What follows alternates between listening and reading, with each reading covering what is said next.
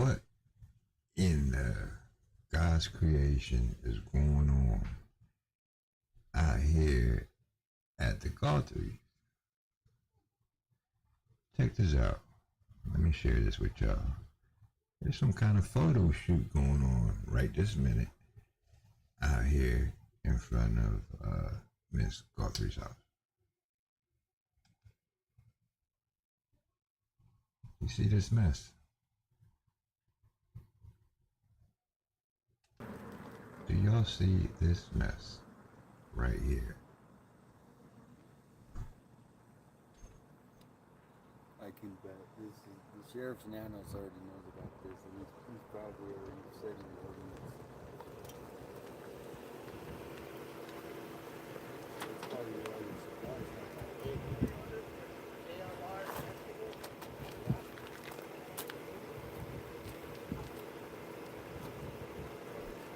Unbelievable, ladies and gentlemen. Unbelievable.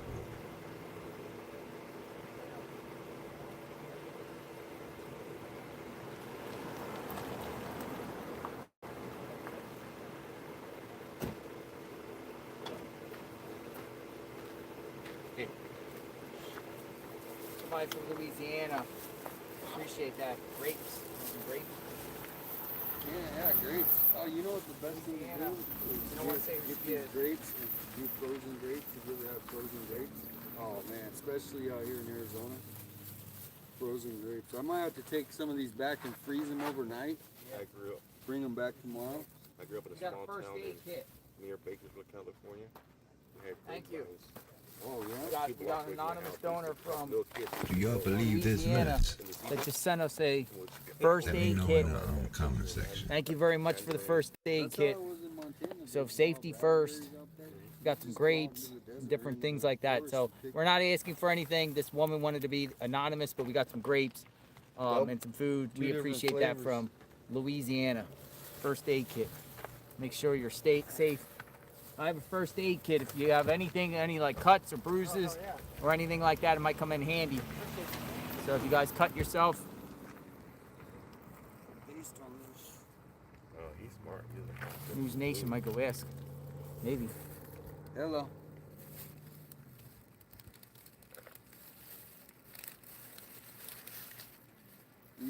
Yeah, Jeff, you just gotta roll with it, man. Like I said, we're not. We can't control who comes. We can't control who comes to the house. Like I said, it's Free country. It's kind of. That's the good thing about live streaming is, if they don't like it, they can just go watch a different station. Right. All right. Well, that's how it goes. Anybody know who that? Nothing we can really do about it. Does anybody know who that group We is? could be in Russia and they don't, allow media to report on anything. Just kidding. I hear you. Thanks for calling, Jeff. Who's that? Your I'll talk to you later. producer? One of the mods. Oh, Mod Shout said out what? Jeff. Jeff's like what? Not. Don't show it. No, he's just saying people are up in arms about it. Like, Us allowing them to do it. yeah. We can't stop that. Can't stop anybody. Can't stop them. It's like them when they try to stop us to go report protest. In their community, you know what they're doing might be really important, right? Because no one's representing who I don't have a problem with it. It might be a little inappropriate, but Just because somebody does not like something doesn't mean it's like illegal. the only thing I've heard her say was something about we want to help find Nancy. Or something I heard her over talk about. Anybody knows them? Some streamers are doing the dirty work. Huh? If anybody knows who they are, guys, let me know.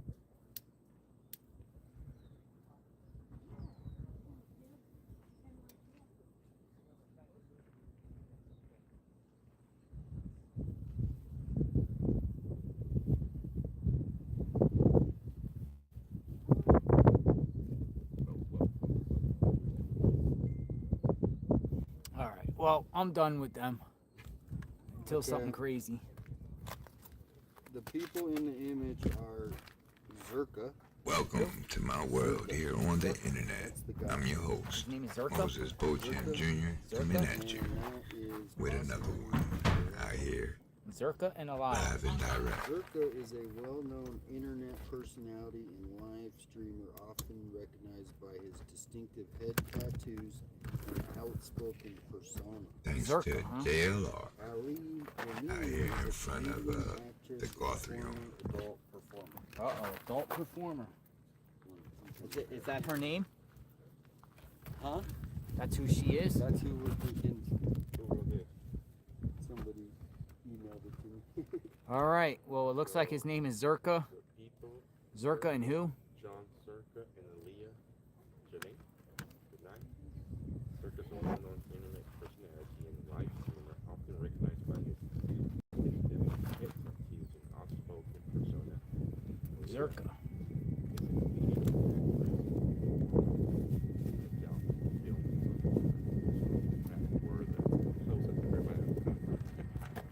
Read that. Unconfirmed information. The people in the image are Zerka, John Zerka, and Aliyah Janine. Zerka is a well-known internet personality and live streamer, often recognized by his distinctive head tattoos and outspoken persona. Aliyah Janine is a comedian, actress, and former adult film performer. Dun, dun, dun. All right. Well, it's not always PG friendly on JLR Investigates. Back to the Zerka. Zerka seems like he wanted to talk. She wasn't trying to talk. Zerka was kind of smiling and laughing a little bit. yeah. His name is Zerka. Zerka. And the other one. They're adult film stars. One of them. No way. You're lucky, really? It appears. No. I thought they were Mad Max. Retired. The movie Mad Max. Mad Max. How many of you guys remember How many of you guys aren't there? Well, you gotta. They're getting the biggest search results right now. You know how many people are looking them up? Oh, a lot. Let me see their names. What did they say their names were? What was the Leah group? What's the guy's name? Let me see. John Zerka, Gonzerka.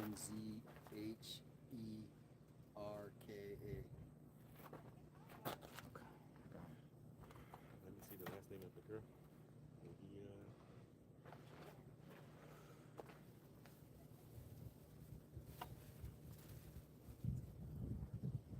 Can't find white gentleman online. Doesn't look like him. Yeah, Leah. That's what I heard. No. Well, maybe we're still. That's not way here. Or comedian. This one. Oh, I don't know. What happened? Yeah, I don't look like so. She chopped her hair.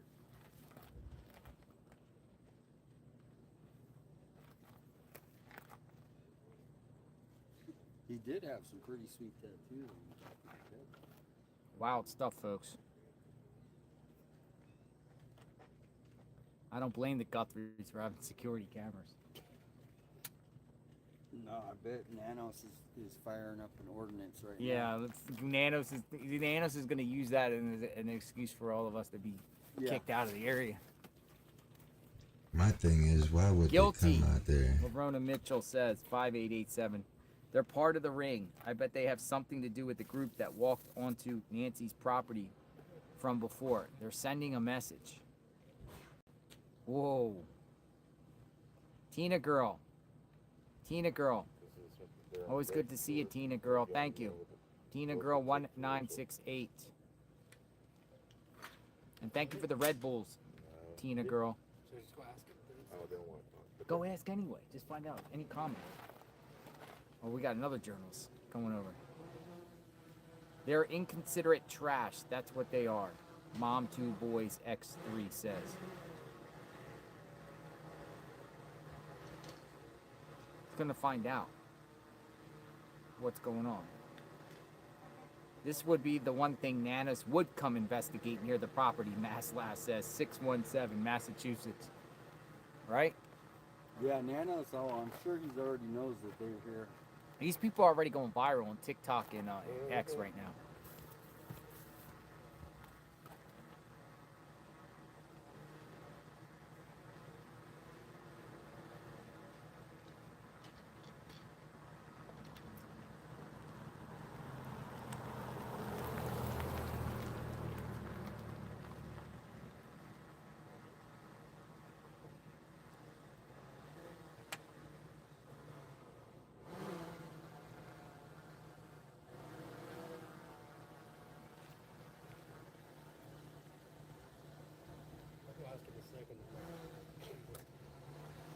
That's the most excitement that there has been out there since this whole case started, other than under influence driver that they picked up the other day. The drone hasn't left the area. Photo shoot. That's crazy. And then to find out that they're ex-porn stars or porn stars or something. You know his name, so Good Gilly Mother.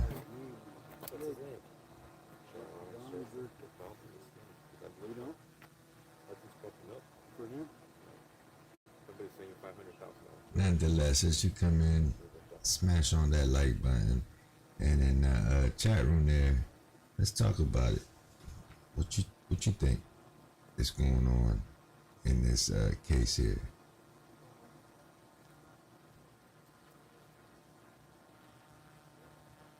Who is it, Penny? Don't forget, throw your praying hands up in them yellow hearts to show your support. One million followers. Yeah, that might not be him. I don't know. The girl's not for sure. That might not Well, be them. look for their own video because I'm sure they'll post their own photo shoot out there. Penny. Live outside Nancy Guthrie's home. That's the topic of discussion today.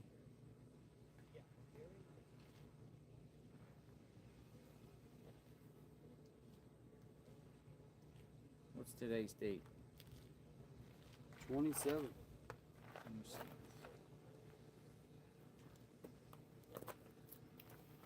So let me know what you think on that one, folks. Some crazy stuff. Anyway, we want to kind of keep it on Nancy. That's something I never expected to see in my life.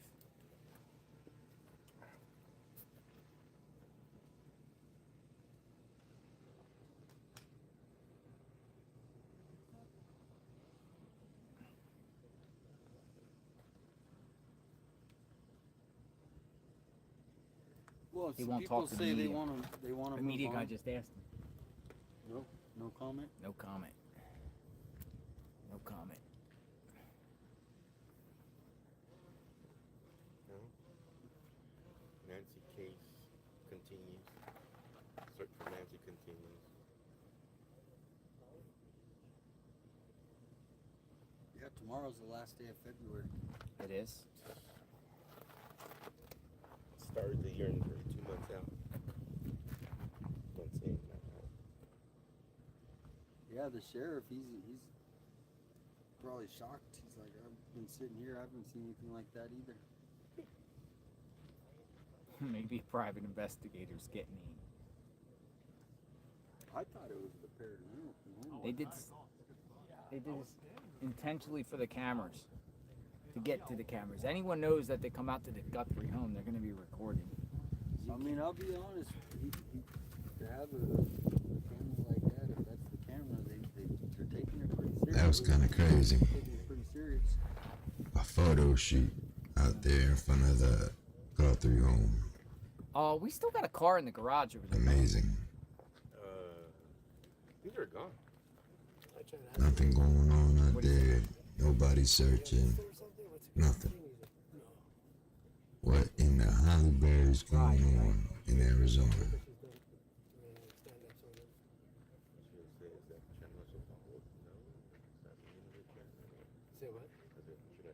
That was the Moises channel, no?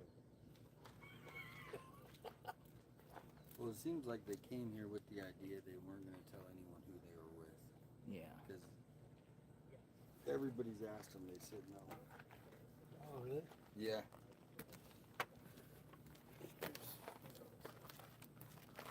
Jennifer, JLR takes another call.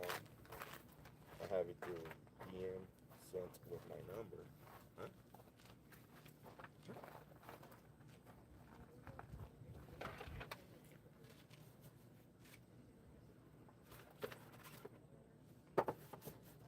Hey Joe, check this out.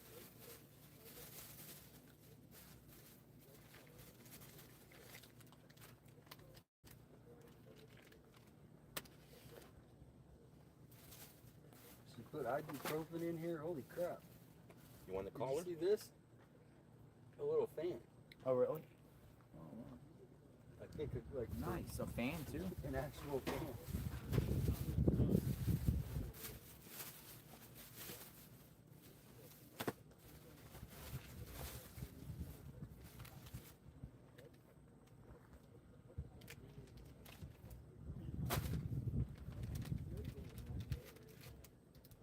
I'm gonna get up off of this live, and I'm gonna share something else with y'all, and maybe I could open up y'all minds with this. Wait. Hold on a minute. Oh, thank you. No.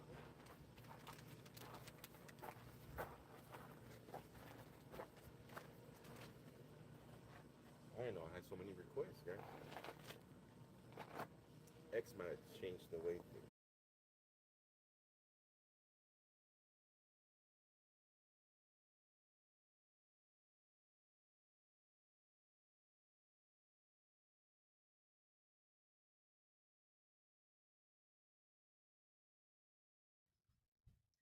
Just give me a moment as I find what I wanna share with y'all.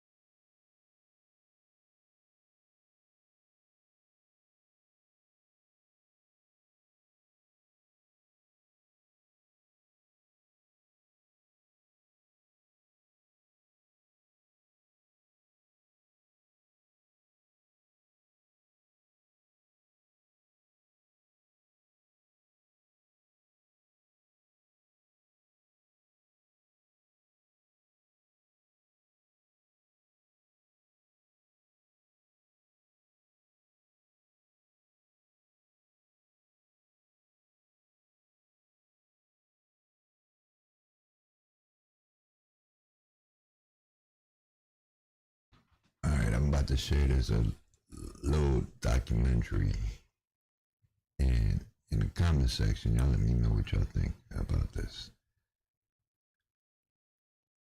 Remember, they cleared the family.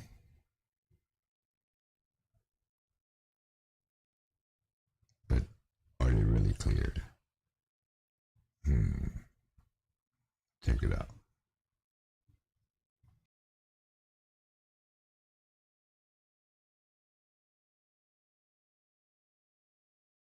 In my last video, I laid out a series of coincidences surrounding Tommaso Cioni: the 4-hour window, the ownership behavior on the porch, the nitrile gloves, the power of attorney signed 8 months before his mother-in-law vanished, the FBI returning to his home 5 separate times. That video reached a lot of people, and it raised a question I deliberately did not answer. If Tommaso Cioni planned this, he did not execute it alone. The man in the FBI doorbell footage is described as 5'9" to 5'10" with an average build.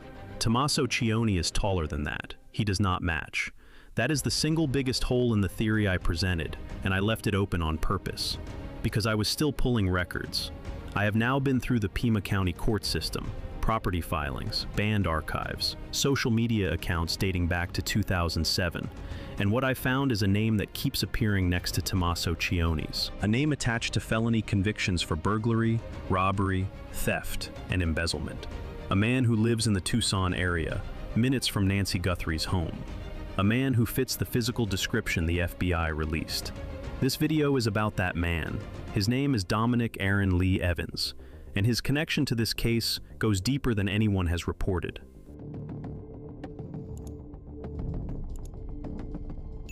It starts with a Craigslist ad. In April of 2007, 3 men in Tucson, Arizona found each other through the most mundane channels imaginable. Dominic Evans, a drummer, met guitarist Walter I. Goncalves Jr. through a Craigslist posting. Tommaso Cione, who had moved to the United States from Tuscany, Italy, just the year before, responded to an ad in the Tucson Weekly. They formed a band. They called it Early Black, indie post-punk, shoegaze and grunge influences, the kind of music that fills small venues in college towns and never quite breaks through to the mainstream. Dominic handled drums. Now, think of these cats, they were just out there doing a photo shoot. Although their bios or whatever, as far as JLR and them are saying, they're some sort of ex-porn stars or whatever. But they look more like rockers to me, right? But that's just me. Let's continue. Tommaso played bass and sang. Goncalves played guitar and also contributed vocals. They recorded their debut album at Loveland Studios in Tucson and released it in 2010 to positive local reviews in the Tucson Weekly. They played shows in Tucson, Phoenix, and Flagstaff. They had a local following. They never made it big. The name of that debut album is Life, Love, Love, Murder. I need to pause here because I do not want to sensationalize that title. Plenty of bands name albums with dark or provocative language. It does not mean anything by itself. But in the context of what happened to Nancy Guthrie, in the context of the man who played on that record, now being scrutinized by online investigators for his potential connection to a kidnapping, the title sits differently than it did in 2010. You do not need me to tell you why. You can hear it for yourself. What matters more than the album title is what the band represents. A nearly 2-decade friendship between Tommaso Cione and Dominic Evans. They did not grow up together. They did not go to school together. They were not childhood friends reconnecting. They were strangers who found each other through classified ads in 2007 and built a relationship through music, rehearsals, recording sessions, and live shows across Arizona. By the time Nancy Guthrie disappeared in January of 2026, Tommaso and Dominic had known each other for 19 years. 19 years is not a casual acquaintance. That is a deep, sustained relationship. The kind of relationship where you know someone's habits, their financial situation, their capabilities, their weaknesses. You know what they are willing to do and what they are not willing to do. You know what they need. And in a case where investigators are actively considering the possibility that the man on the porch did not act alone, 19 years of trust between two men is not background noise. It is infrastructure. Tommaso married Annie Guthrie in September of 2006, 1 year before Early Black was formed. That means, for the entire duration of his relationship with Dominic Evans, Tommaso has been a member of the Guthrie family. Every conversation between Tommaso and Dominic over those 19 years happened in the context of Tommaso's marriage to Nancy Guthrie's daughter. Dominic would have known about the family. He would have known about Savannah. He would have known about the house in the Catalina foothills. Not because he was conducting surveillance, but because that is what happens when you are close friends with someone for nearly 2 decades. Their life becomes familiar to you.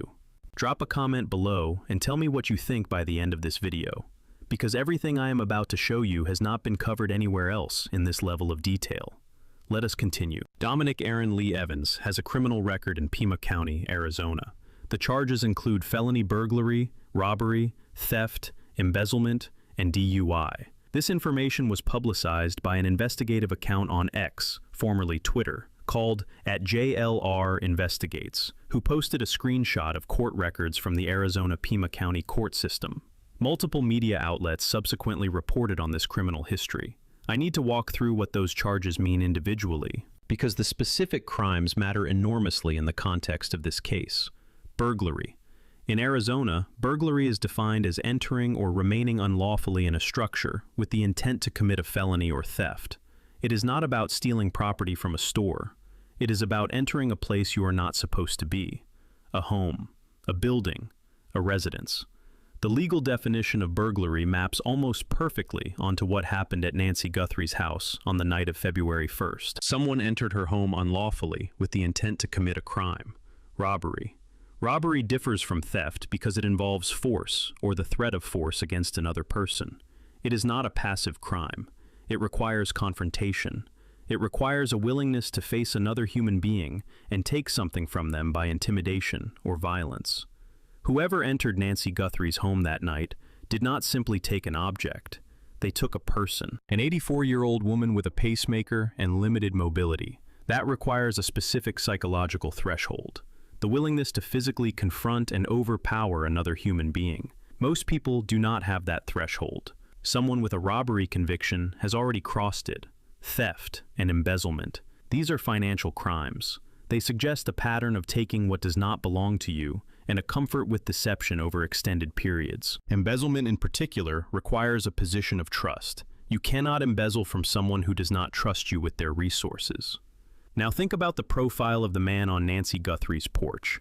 Someone who entered a home in the middle of the night. Someone who confronted an elderly woman and physically removed her from her residence.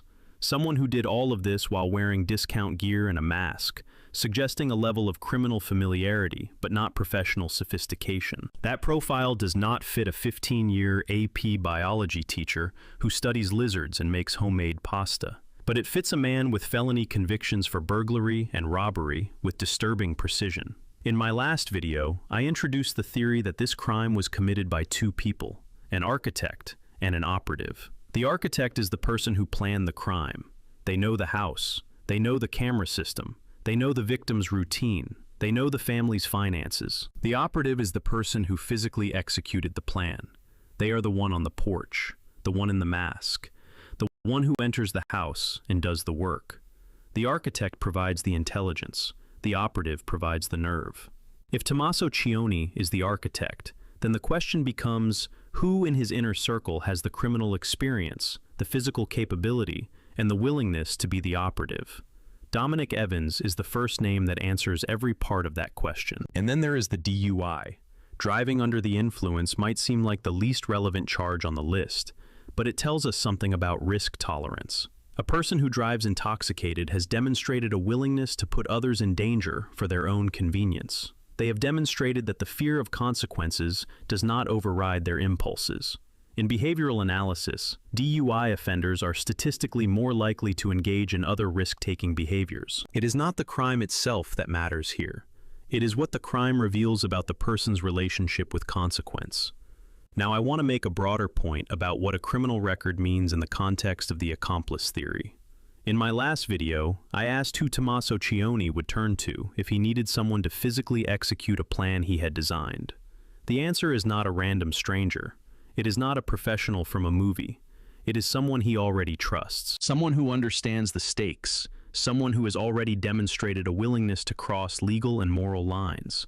Someone who has experience entering places they are not supposed to be. Every crime teaches the person who commits it something they carry forward. Burglary teaches you how to move through a space that does not belong to you without alerting the people inside. It teaches you how locks work, how doors work, how to manage noise, how to control your breathing and your footsteps in the dark. Robbery teaches you how to confront another person and maintain control of a chaotic situation through intimidation or force. These are not theoretical skills. They are practiced skills. And once you have them, you do not forget them.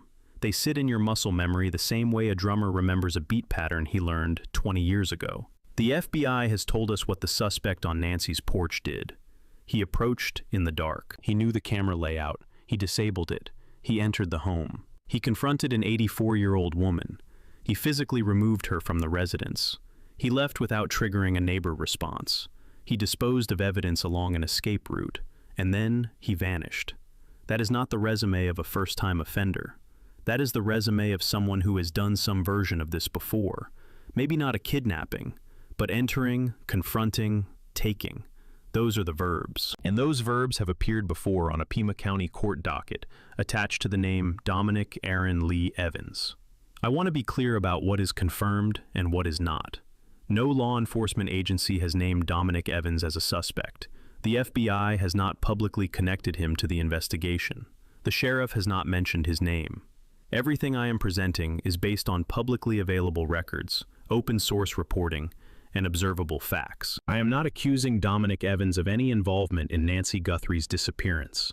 I am showing you why the public is asking questions about him. The FBI has described the suspect seen on Nancy Guthrie's doorbell camera as a male, approximately 5'9" to 5'10", with an average build, facial hair visible through the mask in the form of a mustache or goatee, and carrying a black 25-liter Ozark Trail Hiker pack backpack. He was also wearing what appeared to be a belly band holster for a handgun, worn incorrectly over a thick jacket. Former FBI Supervisory Special Agent and criminal profiler Jim Clemente told Fox News Digital that he observed what appears to be a marking, possibly a tattoo, visible on the suspect's right wrist in the surveillance footage. Clemente stated that, if it is a tattoo, it could help investigators rule in and rule out potential suspects, and that it could help the public as well. After the FBI released these images and this description, online investigators immediately began comparing the visible features to people in Tommaso Cioni's inner circle. Dominic Evans was the primary focus. Several ex-users noted that Evans has an athletic build and visible facial hair consistent with a dark mustache and goatee. The lips and eyes of the suspect and Dominic are uncanny. Others visited early Black's old music videos and performance footage and identified what appears to be a tattoo on Evans's wrist. Now I need to talk about the limits of this kind of comparison. Comparing still images from a low-resolution doorbell camera to photographs of a person taken in completely different conditions is inherently unreliable. Lighting, angle, compression artifacts, the distortion caused by the mask, all of these factors make definitive visual identification impossible from public footage alone. I am not going to stand here and tell you that the man on the porch is Dominic Evans, based on a side-by-side photograph. That would be irresponsible. But what I can tell you is this: the physical parameters released by the FBI do not exclude Dominic Evans. The height range of 5'9" to 5'10" is consistent with his build. The average build description is consistent. The facial hair is consistent. And the potential wrist tattoo, if confirmed, would narrow the field significantly. Jim Clemente is not a YouTuber speculating in his bedroom. He is a former FBI profiler who spent his career analyzing exactly this kind of evidence. When he says a tattoo could help identify the suspect, he is telling us that the FBI is already looking at this detail. They are already cross-referencing it against known individuals. And here is the detail from the FBI description that has been buried under all the speculation about faces and tattoos. The height, 5'9" to 5'10". In my last video, I presented the fact that Tommaso Cioni appears notably taller than this range, based on publicly available photographs. Multiple investigative journalists who analyzed photos of Tommaso standing next to other people concluded that he exceeds the FBI's height estimate. That was the biggest objection to the theory I presented. If Tommaso is too tall to be the man on the porch, then the Tommaso theory collapses. But it does not collapse if there are two people. It does not collapse if the man on the porch is not the man who planned the crime. And it does not collapse if the man on the porch is 5'9" to 5'10", has an athletic build, has a dark goatee, potentially has a wrist tattoo, and has a criminal record that includes felony burglary. The height discrepancy does not disprove the Tommaso theory. It proves the accomplice theory. It proves that the architect and the operative are two different people. And it points directly at the man who has been standing next to Tommaso Cioni in band photographs for 19 years. Public records associate Dominic Evans with addresses in the broader Tucson and Marana area, with past addresses in Eloy and other parts of Arizona. He was born on February 18, 1978, making him 47 years old. He has lived in the southern Arizona region for most of his adult life. Marana is a community located northwest of Tucson, within easy driving distance of the Catalina Foothills neighborhood where Nancy Guthrie lived. The February 13th SWAT raid that drew national attention was executed at a residence near East Orange Grove Road and North First Avenue, approximately 1.9 miles from Nancy Guthrie's home. Social media immediately connected this location to Evans, due to his Marana area address and proximity. However, I need to correct a piece of misinformation that has been circulating widely online. The mother and son detained during the February 13th SWAT operation were not Dominic Evans and his mother. According to ABC News, the individuals detained were Luke Daly, age 37, and his 77-year-old mother. Daly's lawyer, Chris Scalepi, confirmed that his client has served time in state prison on drug-related charges, but reiterated that neither Daly nor his mother were arrested and that they have no link to Nancy Guthrie. A third individual, a DoorDash driver named Carlos Palazuelos, was also detained earlier and released after law enforcement determined he had no connection to the case. So, the SWAT raid was not targeting Dominic Evans. That needs to be stated plainly. But what remains true is the geography. Evans lives in the Tucson-Marana area. Nancy Guthrie lived in the Catalina Foothills. Tommaso and Annie live approximately 4 miles from Nancy. These three locations form a tight triangle in the northern Tucson suburbs. If you were planning a crime that required knowledge of the victim's neighborhood, access to the area at unusual hours, and a quick exit route, living within this triangle is not just convenient, it is necessary. There is another geographic detail that deserves attention. Some reports have linked Evans to a property in Rio Rico, Arizona. Rio Rico is a rural community approximately 60 miles south of Tucson, about 16 miles north of the Mexican border, near Nogales. It is remote, it is sparsely populated, and it is the kind of place where someone or something could disappear without attracting attention. The Embassy of Mexico told Fox News that there is no indication Nancy Guthrie is in Mexico. Secretary of Security Omar Garcia Harfuch stated this at a press conference. But the proximity of Rio Rico to the border, combined with Evans's potential connection to that area, has fueled speculation about possible routes out of Tucson for someone trying to move an abducted person. I am not suggesting that Nancy Guthrie was taken to Rio Rico or moved across the border. There is no evidence of that. But in an investigation where the FBI has received over 50,000 tips and has still not located an 84-year-old woman after 3 weeks, every geographic connection to every person in the suspect's inner circle matters. And Dominic Evans has geographic connections that stretch from the immediate vicinity of the crime scene to one of the most remote areas of southern Arizona. Think about the logistics of disappearing a person. You cannot keep someone in a residential neighborhood where every neighbor has a Ring camera and the FBI is canvassing door to door. You need somewhere isolated, somewhere rural, somewhere with minimal surveillance and minimal traffic, somewhere where a vehicle arriving in the middle of the night does not trigger a motion sensor or a curious neighbor.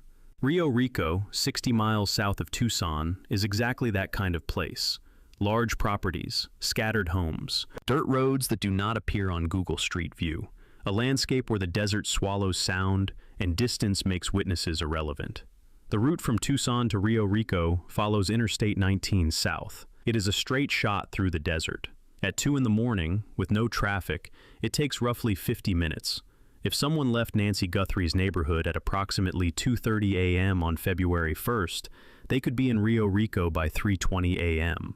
If they then return to the Tucson area, they could be back home by 4:10 a.m. The entire round trip, including time at the destination, fits comfortably inside the window before sunrise. And along that route, every cell tower ping would tell investigators exactly where the vehicle traveled. Which is why, if the person driving that route was not careful, the tower dump data is going to tell this entire story, without a single witness ever having to testify. Now I want to go back to something from the FBI footage that most people have not thought about carefully enough. The door. Nancy Guthrie's home had a front gate in addition to the front door. This is common in Tucson. Desert homes frequently have wrought iron security gates or screen doors in front of the main entry point. They serve as a secondary barrier. In the FBI doorbell footage, the suspect approaches the front door. He reaches out and taps the camera. He then appears to enter the home. But here is the question that no one is asking loudly enough. How did he get through the gate? There is no visible evidence in the released footage of him forcing entry. No prying, no tool use, no kicking. He appears to walk through as though it was already open or had been left unlocked for him. There are two explanations for this. The first is that Nancy did not lock her gate that night. She was 84 years old, living alone, in a quiet neighborhood where she had lived since 1985. It is entirely possible that she simply did not secure the outer barrier. The second explanation is that someone left it accessible for the intruder, someone who had been at the house earlier that evening, someone who knew the gate existed and knew that it needed to be open for the plan to work. If you accept the architect and operative framework, this detail becomes significant. Tommaso Cioni dropped Nancy off at approximately 9:30 to 9:50 p.m. He says he confirmed she was safely inside. But did he also confirm the gate was locked behind him? Did he check the outer door? Or did he leave it in a position that would allow someone else to approach that front door 4 hours later without having to force their way through? The person on that porch did not behave like someone overcoming barriers. He behaved like someone walking through a path that had been cleared for him. And if that path was cleared by someone who was at the house hours earlier, then the operative did not